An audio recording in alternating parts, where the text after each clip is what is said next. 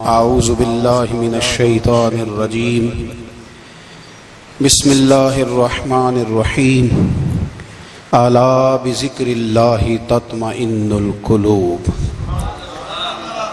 صدق اللہ العظیم وصدق رسولہ النبی الکریم ان اللہ وملائکتہ یصلون علی النبی یا ایہا الذین آمنوا صلوا علیہ وسلموا تسلیما اللہم صل علی سیدنا و مولانا محمد معدن الجود والکرم وآلہ وصحبہ وبارک وسلم۔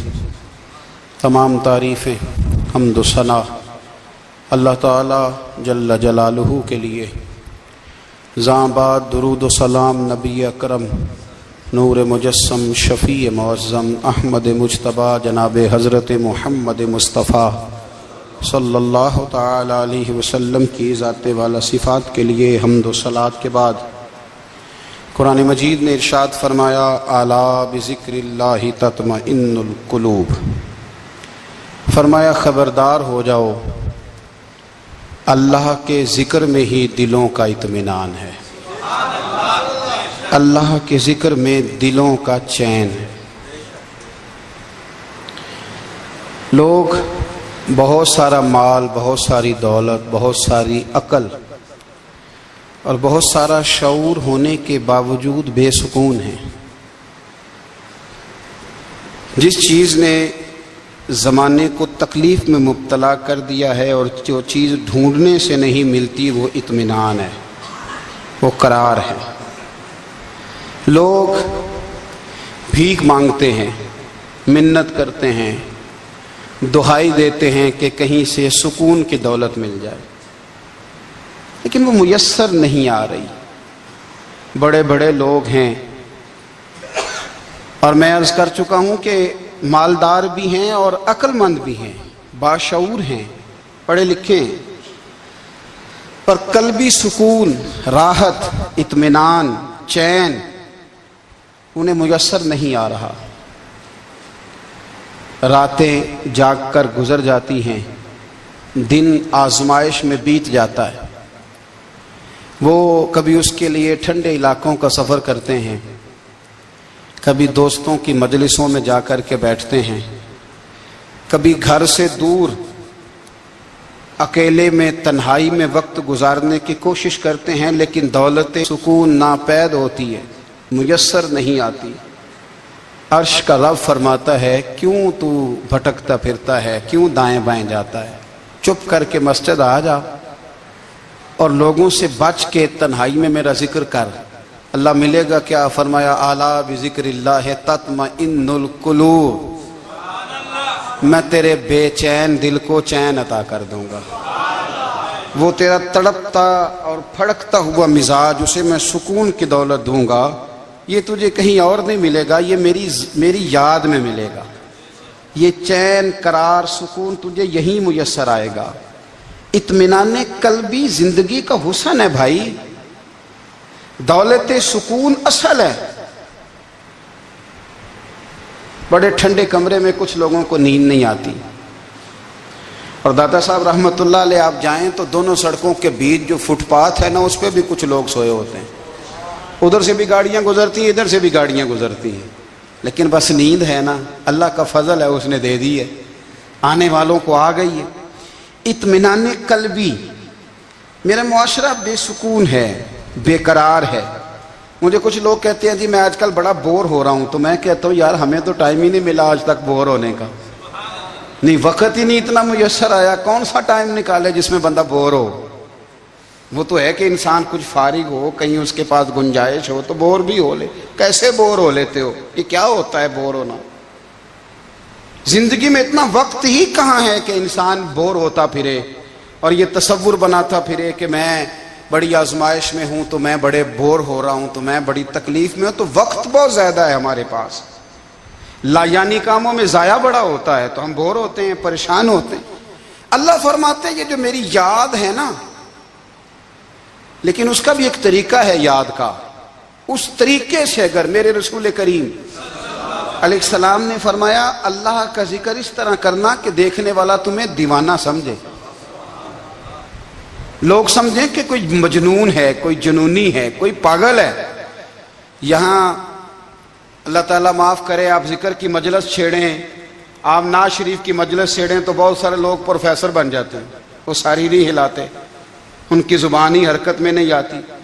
حالانکہ رب کریم کا ذکر اس طرح کرو کہ دیکھنے والا تمہیں دیوانہ سمجھے، کہیں اور کھونے کی ضرورت ہی نہیں۔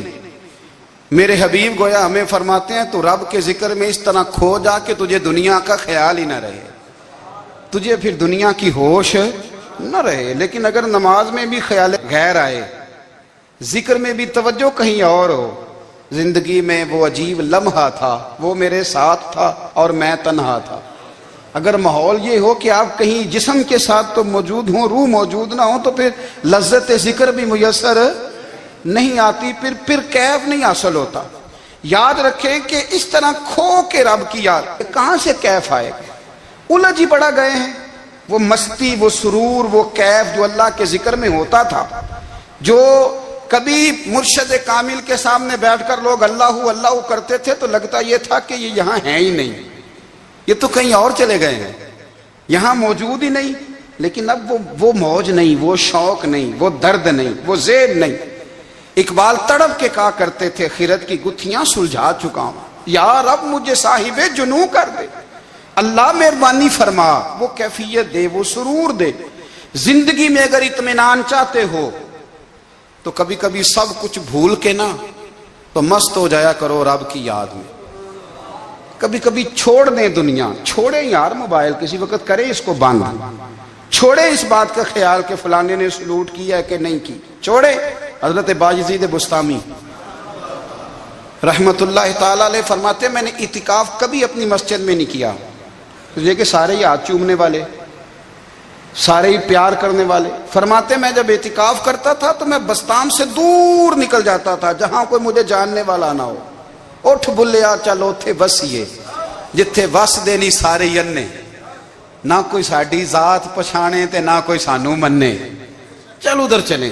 اٹھ بلیا چلو تھے وسیے جتھے وس دے نہیں سارے ہی انے، نہ کوئی ساڈی ذات پچھانے تے نہ کوئی سانو۔ اتنا شوق ہے سلوٹ کرانے کا، اتنا شوق ہے تعارف کرانے کا، اتنا شوق ہے اپنا بتانے کا، تو یہ چیز غلبہ کر جاتی ہے، پھر نام رہ جاتا ہے، روح نہیں رہتی، پھر وجود رہ جاتا ہے، پھر باطن کی کیفیت نہیں رہتی۔ خدا را اپنے آپ کو بے چین نہ کرو، بے قرار نہ کرو، بے سکون نہ کرو، رب کی یاد میں آ جاؤ، درود و سلام میں آ جاؤ، نعت کے حسن میں آؤ، تلاوت کی دنیا میں آؤ، سجدوں کے نور میں آؤ، آؤ کبھی کھول کے دل مسجد کی صفائیاں کریں، آؤ نہ کبھی کوئی بوڑھا دادی نانی دادا ان کے پاس بیٹھ کے پیر دبا کے اللہ کو راضی کریں۔ یہ کیف والی جگہ ہیں، یہ سرور والی جگہ۔ اتنی بے چین ہماری زندگی ہے، بے قرار ہے، تڑپتے ہوئے لوگ، لڑتے ہوئے لوگ، ایسے لگتا ہے ابھی ایک دوسرے کا گریبان تھام لیں گے، بے قرار بے چین۔ کسی کو انتظار کا کہا جائے نا کہ 10-20 منٹ کسی کا انتظار کرو تو بعض لوگ مجھے ایسے لگتا ہے جیسے یہ ان کا کلیجہ پھٹ جائے گا، ڈاکٹر کے انتظار میں بیٹھے ہیں تو بڑے پریشان ہیں، کسی کو ملنے گئے ہیں کو آدھا گھنٹہ بیٹھنا پڑ گیا تو بڑی دقت میں ہیں۔ اپنے آپ کو سکون دیں۔ آپ یقین کریں بڑا مزہ آتا ہے، کبھی کسی کا انتظار کرنا پڑے تو 2-4 تسبیح درود شریف پڑھی جاتی ہے، یعنی ذوق بن جاتا ہے کہ چلو اللہ نے موقع دیا ہے، کوئی سرکار کو یاد کر لیں، تنہائی مل گئی۔ ہمارا مزاج جس سختی کا شکار ہے وہ سختی آہستہ آہستہ ہمیں زیادہ آزمائش میں ڈال گئی۔ تو میرے بھائی زندگی میں اطمینان حسن ہے، اور وہ سب سے زیادہ اللہ کی یاد میں ملتا ہے، وہ سب سے زیادہ رب کریم کے ذکر میں۔ سب سے زیادہ جو چاہتا ہے نا دل ٹھنڈا رہے، زبان میٹھی رہے، وہ مدینے والے محبوب پہ درود و سلام پڑھا کرے، وہ حضور پہ درود و سلام پڑھا کرے، زبان میٹھی رہے گی۔ میرا ذاتی تجربہ ہے کہ جو آدمی اپنے اخلاق سنوارنا چاہے وہ حضور پہ درود شریف پڑھے، جو اپنے اخلاق سنوارنا چاہے، طبیعت کو ٹھنڈا رکھنا چاہے، وہ درود شریف پڑھے، اس کا دل سکون میں آئے گا۔ کچھ کام اور ہیں زندگی میں اطمینان کے لیے، ان کا ہونا بھی بڑا ضروری ہے۔ سب سے پہلے اگر آپ چاہتے ہیں نا زندگی میں سکون ہو تو حقیقتوں کا سامنا کرنا سیکھیں، آپ جو ہیں وہ رہنا سیکھیں، جو آپ نہیں ہیں وہ بننے کی کوشش نہ کریں۔ حقیقت کا سامنا کرو گے تو زندگی اطمینان میں آ جائے گی۔ ہم نے نا بہانے بنا لیے ہیں، ہیلے بنا لیے، جھوٹ کے سہارے اپنے آپ کو اونچا کر لیا۔ ایک آدمی سے کہا جاتا ہے تو رشوت نہ لے، تو کہتا ہے میں غریبوں سے نہیں لیتا۔ تو میرا سوال یہ ہے کہ امیروں کا حساب لینے کی اللہ نے تیری ڈیوٹی لگائی ہے، تیرے ذمہ لگایا ہے کہ تو امیروں کا حساب کر، تمہیں کیا ضرورت پڑی ہے؟ ہم نا بہانہ کرتے ہیں، رشوت لینے والے کا الگ بہانہ ہے اور سفارش والے کا الگ بہانہ ہے۔ حقیقت کا سامنا کریں، حقیقت کا۔ جو میرے ذمہ داریاں ہیں وہ میں نے پوری کرنی، جو آپ کی ذمہ داریاں ہیں وہ آپ جان نہ چھڑائیں، حقیقت پسند بنیں۔ میرے رسول کریم، پھر پڑھیے درود شریف صلی اللہ تعالی علیہ وسلم۔ حضور صلی اللہ علیہ وسلم نے فرمایا کہ میری بیٹی سیدہ فاطمہ الزہرا رضی اللہ تعالی عنہا صرف جنتی نہیں، جنتی عورتوں کی سردار ہے۔ لیکن حضور نے یہ بھی فرمایا کہ فاطمہ یہ خیال رکھنا اگر اللہ نے حساب پوچھا تو حساب تم نے خود دینا ہے۔ حقیقت کی طرف توجہ کرائی حضور نے، وہ صرف جنتی نہیں، جنتی عورتوں کی سردار ہیں، پر حقیقت کی جانب توجہ۔ میں حقیقت یہ ہے کہ اگر مالک نے حساب پوچھا تو اس کی تیاری بھی کرنی ہے۔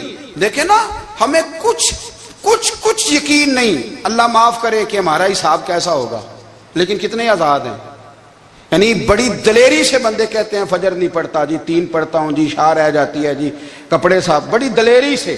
اور سیدہ فاطمہ الزہرا نے ساری رات مصلی باندھ رکھا ہے، حالانکہ انہیں یقین تھا کہ رب مجھے بغیر حساب کتاب جنت دے گا۔ حقیقت کا سامنا کریں، جو حقوق آپ کے ہیں وہ آپ نے ادا کرنے ہیں، جو ذمہ داریاں ہیں وہ ذمہ داریاں ہیں۔ دیکھیں نا، حضرت موسیٰ کلیم اللہ علیہ السلام کے پاس اسرائیل روح نکالنے آئے تو حضرت موسیٰ نے تھپڑ مارا، آنکھ نکال دی، واپس گئے۔ اللہ انہوں نے تو جلال فرمایا ہے، کہا موسیٰ علیہ السلام سے کہیے بیل کی پشت پر ہاتھ رکھیں، جتنے بال ان کے دست مبارک کے نیچے آئیں گے اتنے 1000 سال ان کی عمر بڑھا دی جائے گی۔ یعنی میرے کان میں کوئی بتا دے کہ جناب 60 سال بڑھ گئی، یا آپ کے کان میں کوئی کہہ دے تو خوشی ہوتی ہے کہ نہیں؟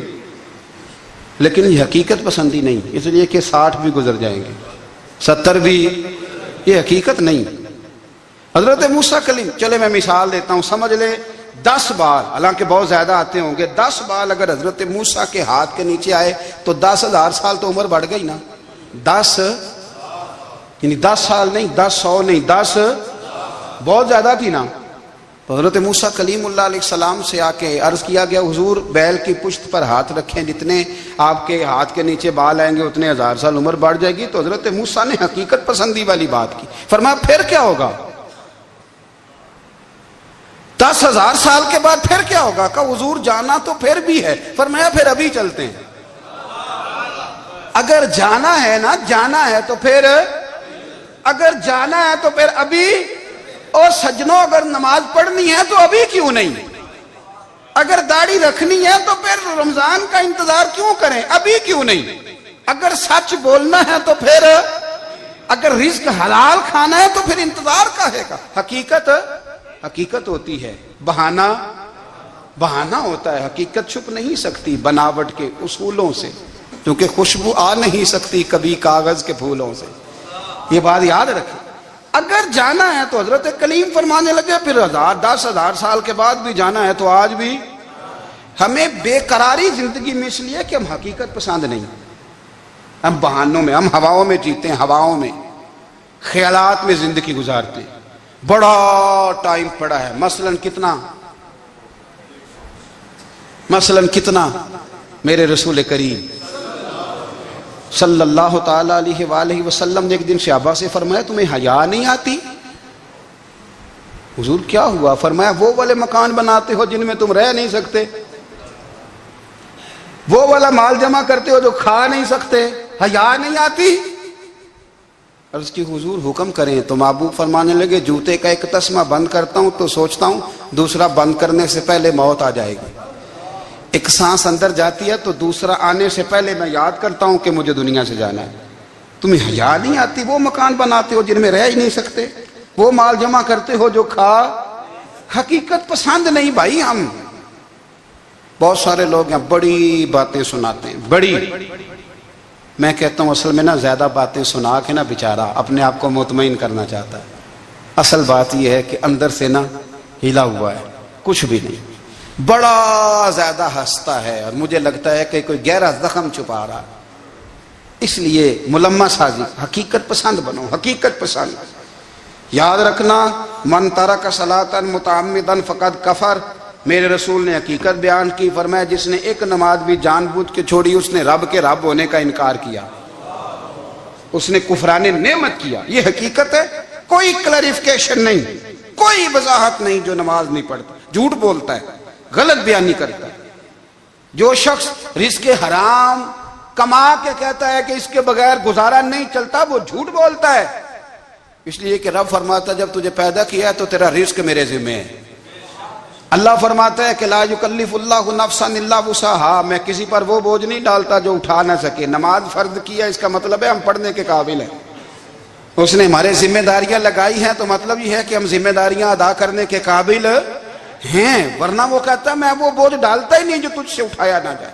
اگر چاہتے ہو کہ زندگی میں اطمینان ملے تو خدا را حقیقت پسندوں والی زندگی گزارو. یہ فضاؤں میں زندہ رہنا، ہواؤں میں اللہ بڑا معاف کرنے والا ہے، اللہ بڑا کریم ہے، معاف کر دے گا.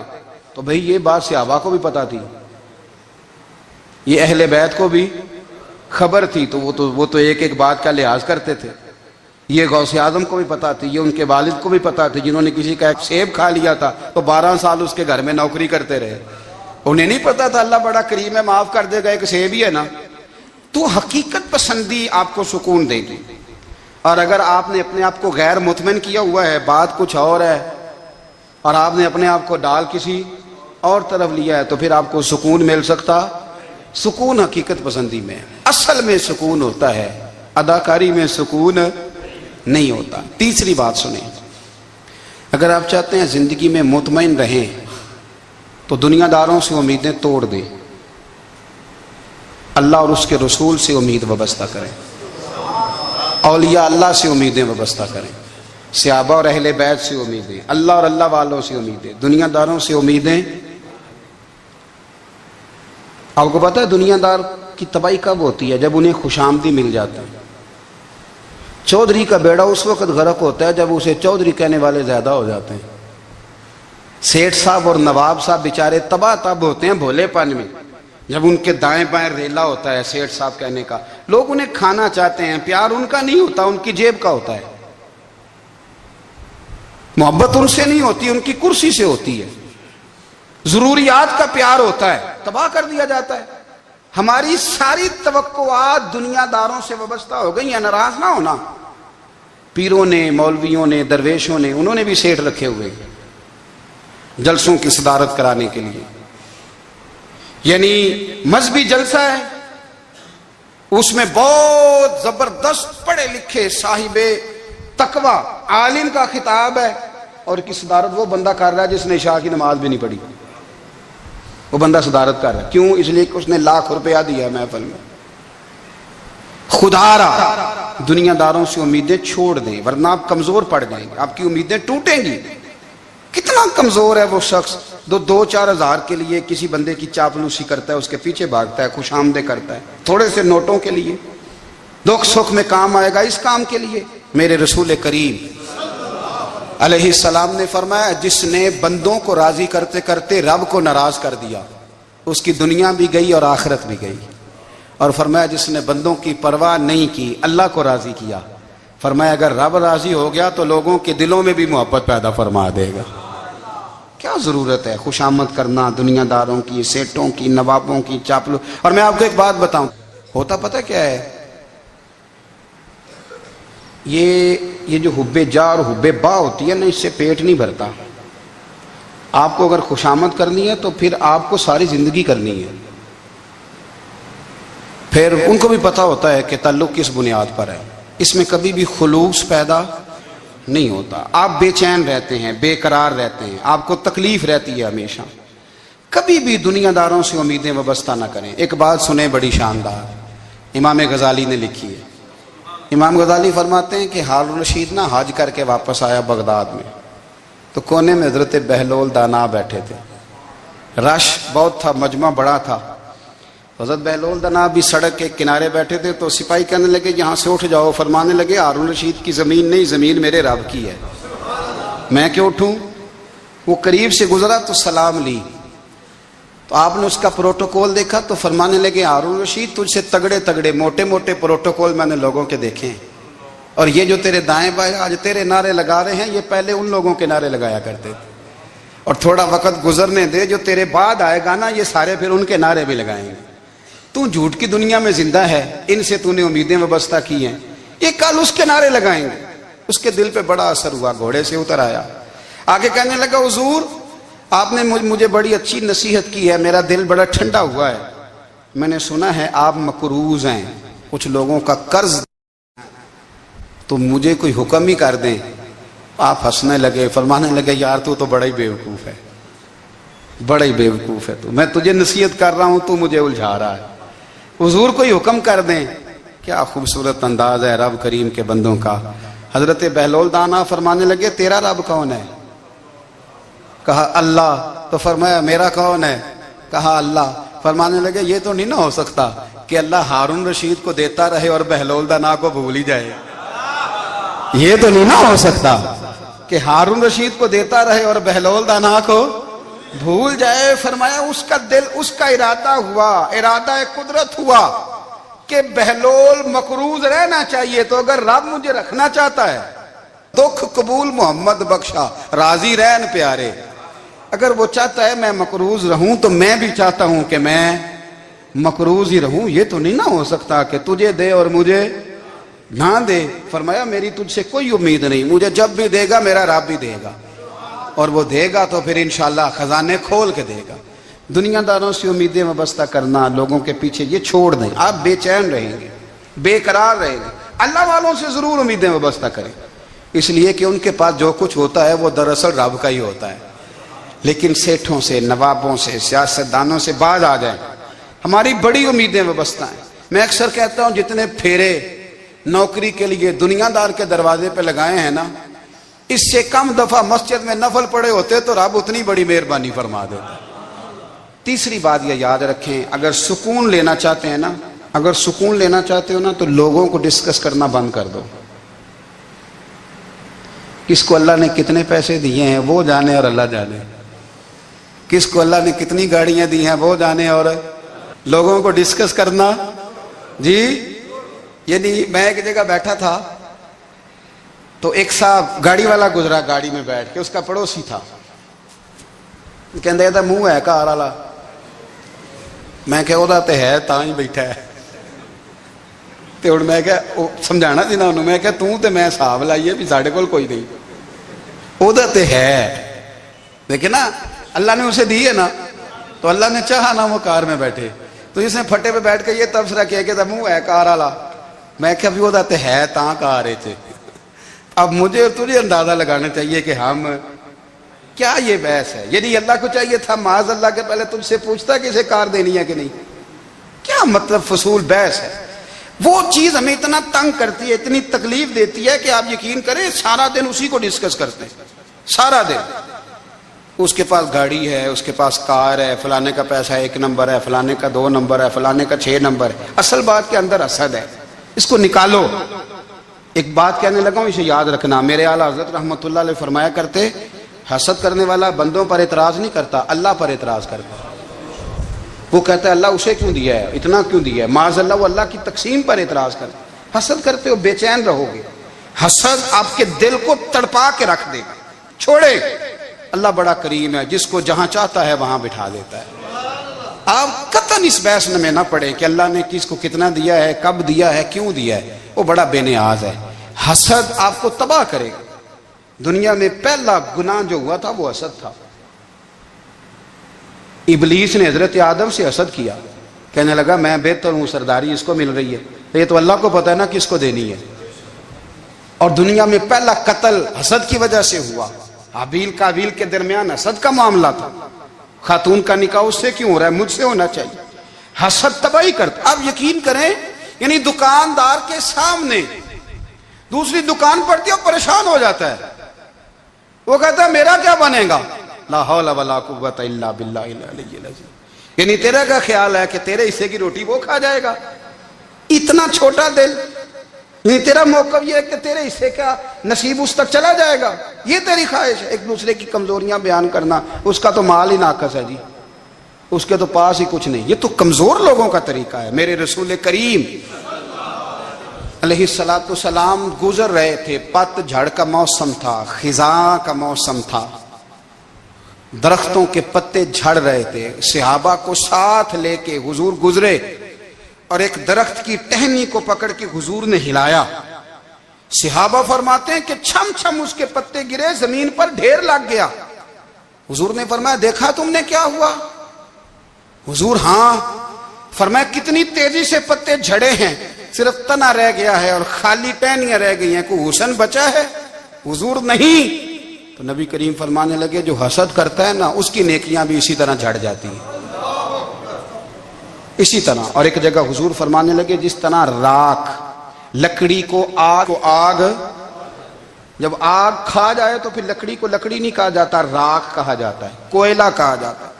اس کی اصل باقی یعنی اسے کھائی جاتی ہے. تو حضور علیہ السلام فرمانے لگے جس طرح آگ لکڑی کو کھا جاتی ہے، فرمایا اسی طرح حسد نیکیوں کو کھا جاتا ہے، نیکیاں رہتی نہیں. حسد کرنے والے کے پاس نیکیاں یعنی ان کی اصل شکل موجود، کبھی بھی حسد نہیں کریں. اللہ کی تقسیم ہے، جس کو چاہے جب چاہے جتنا چاہے عطا کرے. اور چوتھی بات میرے بھائی، کبھی بھی بغض نہ پیدا کریں. بغض والے لوگ بے سکون رہتے ہیں. بہت ساری کمزوریاں ہمارے اندر ہوتی ہیں نا، پھر اللہ ہماری روزی تو نہیں نہ بند فرماتا. یہ تو نہیں کہتا کہ زمین سے نکل جاؤ.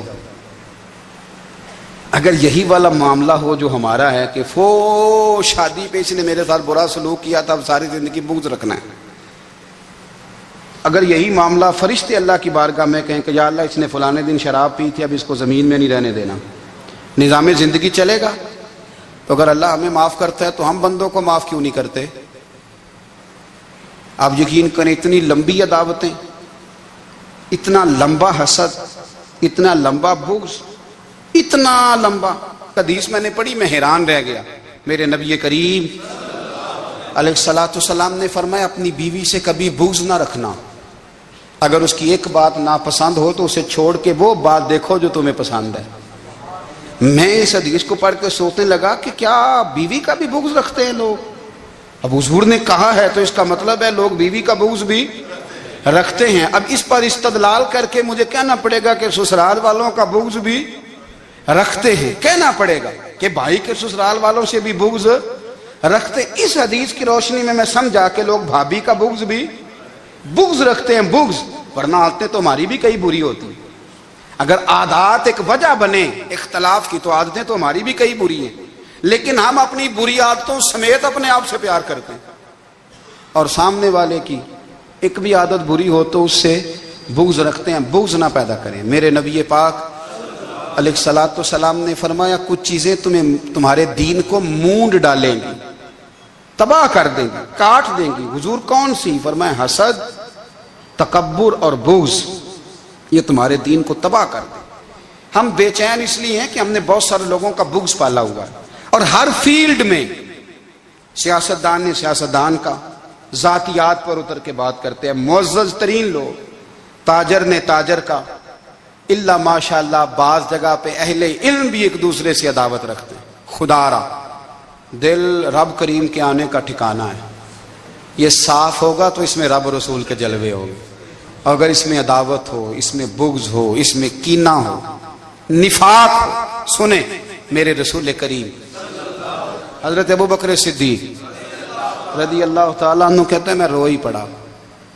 مکہ فتح ہوا نا تو اکرمہ بن ابو جہل نے پیغام بھیجا کہ میں نا کلمہ پڑھنے کے لیے آ رہا ہوں. وہ بات لمبی ہے، میں موضوع پہ رہنا چاہتا ہوں. کہتے ہیں جب وہ آنے لگا نا تو نبی پاک نے ہم سب کو بلایا. ہم حاضر خدمت ہوئے تو حضور فرمانے لگے کہ اس کے باپ نے نا بڑا ظلم کیا ہے ہمارے ساتھ. ابو جہل نے بڑا ستایا ہے، بڑی تکلیف دی ہے. آپ مجھے بتلائیں کہ وہ ایک دفعہ کسی شادی پہ بحث ہوتی ہے بیوی کے بھائی کے ساتھ، پھر ساری زندگی اس بیچارے کو معافی. وہ 10 دفعہ گھر آتا ہے، معافی مانگنے پر سوال ہی نہیں پیدا ہوتا. میں او ہو مجھے ہی کہہ دیا، یعنی میں یعنی پھر مجھے کہہ دیا آپ نے اور میری شان میں بے ادبی اور پھر میں معاف کر دوں؟ توبہ توبہ توبہ، یہ کیسے ہو سکتا ہے؟ میری ناک نیچی ہو جائے گی اور آپ نے مجھے کہہ دیا، سوال ہی نہیں پیدا ہوتا۔ اور یہ رونا میں اکثر ہوتا ہوں کہ شادی والے دن داماد صاحب کا زیادہ دماغ خراب ہوتا ہے۔ جب چھوٹی سالی کی شادی ہوتی ہے نا، اس دن اس کو بخار چڑھتا ہے، کوئی اس کو کان میں کہتا ہے تیری عزت نہیں کر دے، اس دن اس کا دماغ خراب ہو جاتا ہے، بچے اٹھا کے نکل آتا ہے، وہ بیچارہ سسر منتیں کر رہا ہوتا ہے کہ تیری مہربانی آ جا، یہ عزت کرا رہا ہے۔ تو میں نے کہا احتجاج کر کے جو عزت کرائی جاتی ہے وہ عزت نہیں ہوتی۔ ہاں یہاں مانگ کے عزت لیتے ہیں لوگ، یا احتجاج کی کوئی عزت ہے؟ آپ کے اندر کمالات اتنے ہوں کہ آپ کی عزت کرنے کو دل چاہے، یعنی مزہ آئے، یعنی لطف آئے، یعنی آپ دور بیٹھے ہوں تو کسی کا دل کرے آپ کو اسٹیج پہ بلانے کے لیے۔ یہ کیا بات ہوئی کہ چھائے جانا اور بھاگ کے آگے جانا؟ ان سے نکلیں۔ اکرمہ بن ابو جہل کلمہ پڑھنے کے ارادے سے آ رہے ہیں، حضور علیہ السلام نے صحابہ کو بلایا۔ کتنی زیادہ دعوت رکھی جا سکتی تھی معاذ اللہ؟ کب سے وہ چلا تھا ظلم کرنے، اور اس کے بعد اس کا بیٹا شروع ہو گیا۔ کتنی باتیں تھیں جو ناقابل معافی تھیں، پر کریم رسول نے ہمیں بتلایا ہے کہ سکون والی زندگی کہتے کس کو ہے۔ جب سب لوگ جمع ہو گئے تو حضور نے فرمایا بھئی وہ کلمہ پڑھنے آ رہا ہے، اس کے باپ نے ظلم بڑے کیے ہیں، پر میری نصیحت یہ ہے کہ اس کے سامنے اس کے باپ کو برا نہ کہے، خبردار کوئی اس کے سامنے کوئی بات نہ کرے۔ اب وہ کلمہ پڑھنے آ رہا ہے، مطیع ہو کے آ رہا ہے، بان کے آ رہا ہے۔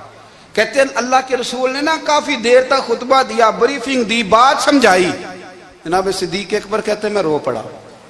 ایک صحابی مجھے کہنے لگے تمہیں کیا ہوا؟ تو میں نے کہا میں مصطفیٰ کی رحمت پہ رو رہا ہوں۔ دیکھو کن کے لیے حضور گراؤنڈ بنا رہے ہیں، اے دیکھو کن کے لیے حضور تیاری کر رہے ہیں، جنہوں نے ساری زندگی دشمنی کی۔ خدا را یہ اندر سے عداوتیں نکال پھینکو۔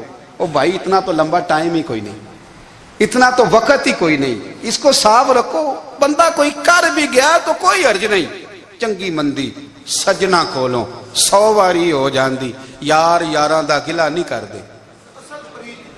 اصل پریت یار یاراں دا جڑا گلا کردا جے یار نہیں جی ہوندا۔